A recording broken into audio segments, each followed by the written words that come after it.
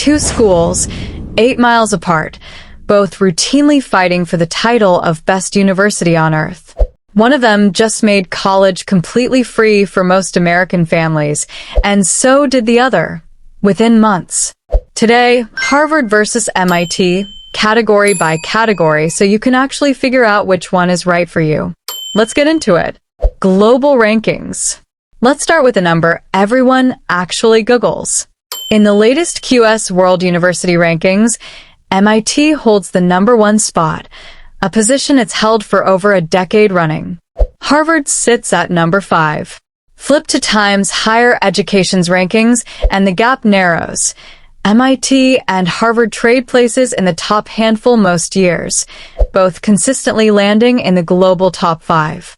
Verdict: MIT wins on pure global ranking prestige, but the margin is thin enough that best in the world genuinely depends on which ranking methodology you trust. Acceptance rate and admissions. For the class of 2029, Harvard admitted roughly 4.18% of applicants, about 2,000 students out of nearly 48,000. For the class of 2030, MIT admitted roughly 4.6% of applicants, about 1,300 students out of over 28,000.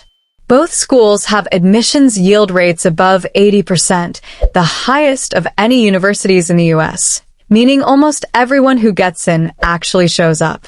Both are need-blind for all applicants, including international students, and both meet 100% of demonstrated financial need without loans. Verdict: statistically near identical in difficulty. MIT's applicant pool skews more STEM-focused and self-selecting. Harvard's pool is larger and more academically diverse. Academic strengths. This is where the two schools actually diverge, and it's the single most important factor for most applicants. MIT is built around science, engineering, math, and computing. If you want physics, computer science, aerospace engineering, or applied math, MIT's resources, labs, research funding, faculty depth are close to unmatched anywhere in the world. Harvard is a full liberal arts university. It's a lead in law, government, economics, and the humanities, and it also runs genuinely excellent pre-med, computer science, and business tracks through Harvard College and its professional schools. If your interests span law, politics, literature, or business alongside science, Harvard's breadth is the bigger asset. Verdict: MIT for STEM-focused students who know exactly what they want to study. Harvard for students who want either the humanities and social sciences or the flexibility to explore across disciplines before committing. Cost and financial aid. Here's the twist most people don't know about heading into 2026. Starting with the 2025 to 26 academic year, Harvard made tuition free for any family earning $200,000 or less annually and fully free. Tuition, housing, food, and travel for families earning $100,000 or less. Within months, MIT matched it, raising its own free tuition threshold to $200,000 and its fully free threshold to $100,000 as well. For families above those thresholds, sticker price tuition is nearly identical between the two schools. Both land right around $55,000 to $58,000 a year in tuition alone, with total cost of attendance including housing and fees pushing toward $90,000 plus for full-pay families. Verdict: a genuine tie. For the roughly 86% of American families now under Harvard and MIT's free tuition thresholds, cost is barely a differentiator anymore between these two schools. Campus life and student body. Harvard enrolls close to 24,500 total students, MIT closer to 11,000. Harvard is more than double MIT's size, with a correspondingly bigger range of clubs, sports, and social scenes. MIT's international student population runs slightly higher proportionally, and its culture leans heavily into hands-on projects, hackathons, and its famously elaborate prank tradition. Harvard's campus is the classic red brick, ivy-covered New England quad. MIT's is a mix of modern research buildings and its iconic Infinite Corridor. They're about a 20-minute walk apart along the Charles River, and cross-registration between the two is common. Many students take classes at both.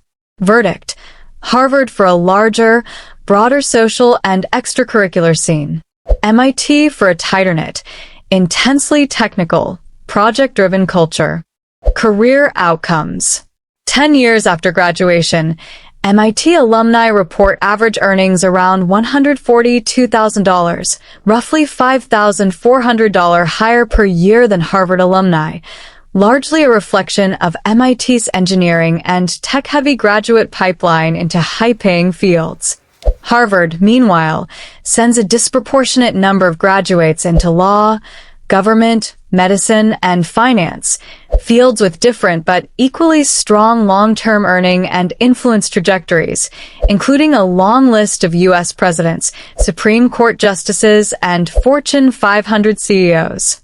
Verdict: MIT edges out Harvard on average starting and mid-career salary, largely a function of major choice.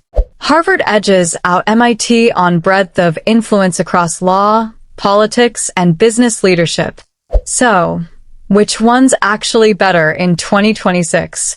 Honestly, there isn't a real answer, and anyone who gives you a confident one is oversimplifying it.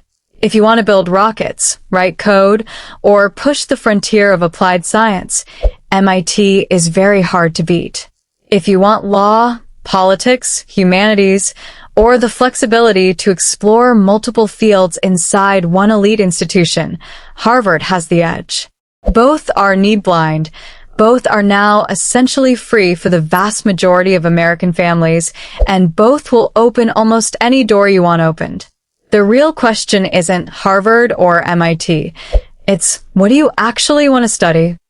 Let me know in the comments, Team Harvard or Team MIT, and why. And if you want a deeper dive on the actual application process, essays, or financial aid forms for either school, drop a comment and I'll make that next. If this helps, hit like, subscribe, and I'll see you in the next one.